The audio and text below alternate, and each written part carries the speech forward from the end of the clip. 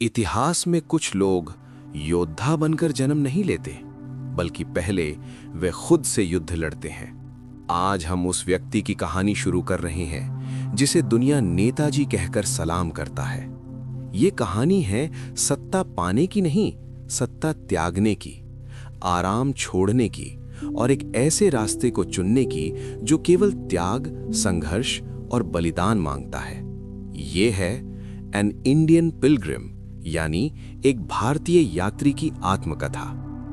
23 जनवरी 1897, शनिवार का दिन, स्थान कटक, उड़ीसा। यहीं जन्म हुआ सुभाष चंद्र बोस का। वे अपने माता पिता के 9वें बच्चे थे और छठे पुत्र। उनके पिता जानकी नाथ बोस एक प्रतिष्ठित वकील थे, अनुशासन प्रिय, सिद्धांतवादी और समाज में सम्मानित। मां थीं प्रभावती देवी, दृढ़ इच्छा शक्ति वाली, घर की असली शक्ति। ये कोई अत्यंत अमीर परिवार नहीं था, लेकिन ये भी नहीं था कि अभाव में पले हों। सादगी, नैतिक अनुशासन और संयम ही सुभाष का पहला पाठ था। सुभाष बचपन से ही कुछ अलग थे, ना ज्यादा बोलने वाले, ना ध्यान खींचने की चाह। उन्होंने खुद लिखा है कि उन्हें अक्सर लगता था कि वे परिवार में अदृश्य हैं। कई बड़े भाई बहन होने के कारण उनका व्यक्तित्व भीतर की दुनिया में विकसित होता है। यहीं से उनके भीतर एक गहरी आत्मसंघर्षशील प्रवृत्ति जन्म लेती है। वे आत्मविश्वासी कम पर कर्तव्यनिष्ठ अधिक थे। सुभाष जानते थे, अगर वे महान बनेंगे तो मेहनत के दम पर बनेंगे। उनका घर सिर्फ एक परिवार नहीं था, बल्कि एक छोटा समाज था। भाई बहन, चाचा ताऊ, दूर के रिश्तेदार, सेवक और यहां तक कि पशु पक्षी भी। ये वातावरण सुभाष को अकेले सोचना सिखाता है, लेकिन समूह के लिए जीना भी। यहीं से उनके मन में सेवकों के प्रति सम्मान और समानता की भावना जन्म लेती है। 1902, लगभग 5 वर्ष की उम्र में सुभाष का दाखिला हुआ एक मिशनरी स्कूल में। यह स्कूल मुख्यतः यूरोपीय और एंग्लो इंडियन बच्चों के लिए था। सुभाष को अंग्रेजी बिल्कुल नहीं आती थी, फिर भी उन्होंने कभी डर को अपने रास्ते का रोड़ा बनने नहीं दिया। वे बताते हैं कि कैसे पहले पहले वे टूटी फूटी अंग्रेजी बोलते थे और गलतियां करते थे, लेकिन एक बात थी, सीखने की जिद। स्कूल में कई शिक्षक कठोर थे, कुछ डरावने, कुछ उदासीन, पर एक थी मिस सारा लॉरेंस। वे सुभाष को डांट से नहीं, समझ से पढ़ाती थीं। खुद सुभाष मानते हैं, अगर ऐसे शिक्षक ना मिलते तो शायद उनका आत्मविश्वास इतना जल्दी ना पनपता। सुभाष का घर राजनीतिक नहीं, पर नैतिक रूप से सजग था। उनके पिता सरकारी पद पर थे, पर अन्याय के खिलाफ चुप नहीं रहते थे। यहीं से सुभाष ने सीखा, मोरालिटी बिना राजनीति के अधूरी है और राजनीति बिना नैतिकता के अपराध। ये सोच भविष्य में उन्हें बाकी नेताओं से अलग करेगी। क्रांति का सबसे कठिन हिस्सा लड़ाई नहीं होती, समझौता न करने की कीमत चुकाना होता है। और यही कीमत सुभाष चंद्र बोस चुपचाप चुकाने को तैयार थे। कलकत्ता विश्वविद्यालय में पढ़ते हुए सुभाष ने साबित किया कि वे केवल अनुशासित नहीं, असाधारण प्रतिभाशाली भी थे। पढ़ाई में अव्वल, तर्क में स्पष्ट और आत्मसंयम में कठोर। लेकिन भीतर एक बेचैनी पल रही थी। अगर ये देश गुलाम है तो मेरी उपलब्धियां किस काम की? ये प्रश्न उन्हें चैन नहीं लेने देता था।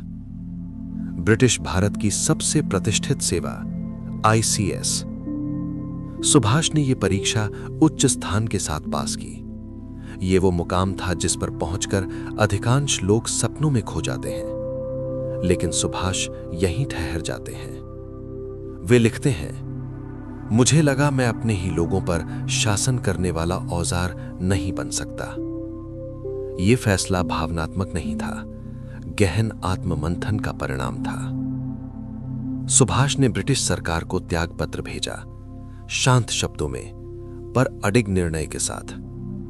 यह पत्र केवल एक नौकरी छोड़ने का नहीं था, यह था औपनिवेशिक व्यवस्था को अस्वीकार करने का घोषणा पत्र। भारत लौटते ही सुभाष राष्ट्रीय आंदोलन की ओर मुड़ते हैं। कांग्रेस में प्रवेश किसी पद के लिए नहीं, कर्तव्य के लिए था। वे मानते थे, राजनीति तभी सार्थक है जब वो राष्ट्र को पूर्ण स्वतंत्रता की ओर ले जाए। यहीं से उनका रास्ता मुख्य धारा से धीरे धीरे अलग होने लगता है। सुभाष महात्मा गांधी का सम्मान करते थे, पर वे अंध समर्पण में विश्वास नहीं रखते थे। वे लिखते हैं, अहिंसा मेरे लिए सिद्धांत है, पर अंतिम उपाय नहीं।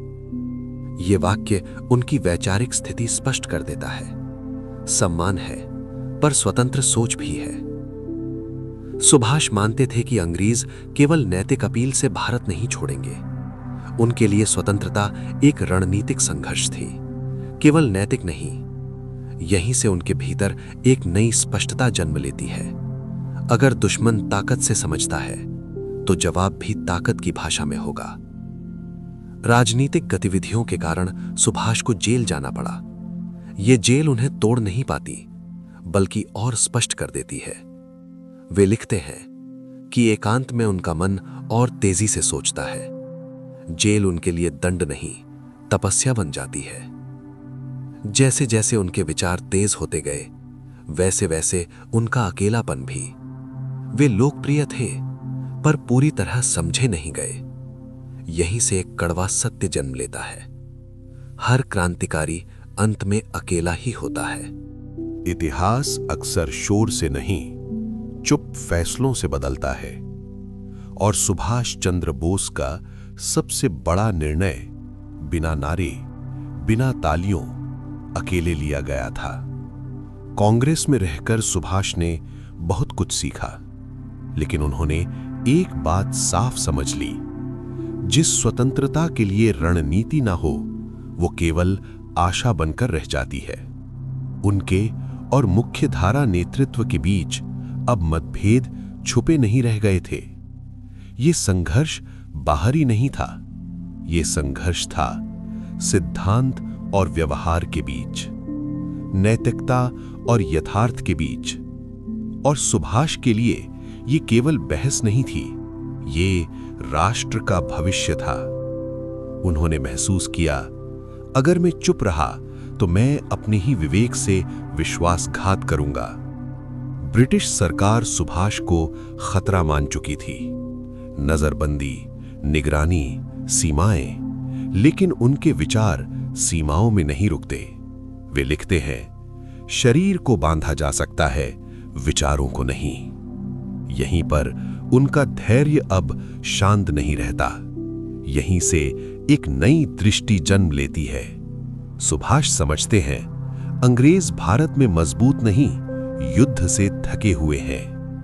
विश्व बदल रहा है, यूरोप जल रहा है, साम्राज्य कमजोर पड़ रहे हैं, शक्ति संतुलन टूट रहा है, और इतिहास कभी-कभी सिर्फ एक मौका देता है। सुभाष अब ये भी समझ चुके थे, सही होना और लोकप्रिय होना हमेशा एक नहीं होता। उन्होंने भीड़ को खुश करने के बजाय दिशा चुनना चुना। यही बात उन्हें अलग बनाती है। अपनी जीवन को उन्होंने पिलग्रिमेज क्यों कहा? क्योंकि ये मार्ग आराम का नहीं, ये मार्ग प्रशंसा का नहीं, ये मार्ग अकेले चलने का था, और सुभाष इस मार्ग के लिए तैयार थे।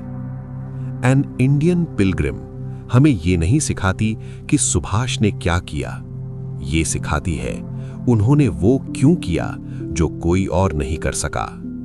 उनकी लड़ाई पहले अपने भीतर थी, और जब वो जीत ली तो बाहर की लड़ाई अनिवार्य हो गई। यहीं समाप्त होती है एक तीर्थ यात्री की आत्मकथा, लेकिन यहीं से शुरू होती है नेताजी सुभाष चंद्र बोस की सबसे विस्फोटक यात्रा।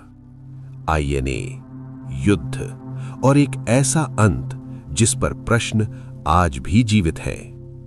कुछ लोग इतिहास में अमर इसलिए नहीं होते कि वो जीते, बल्कि इसलिए होते हैं कि उन्होंने समझौता नहीं किया।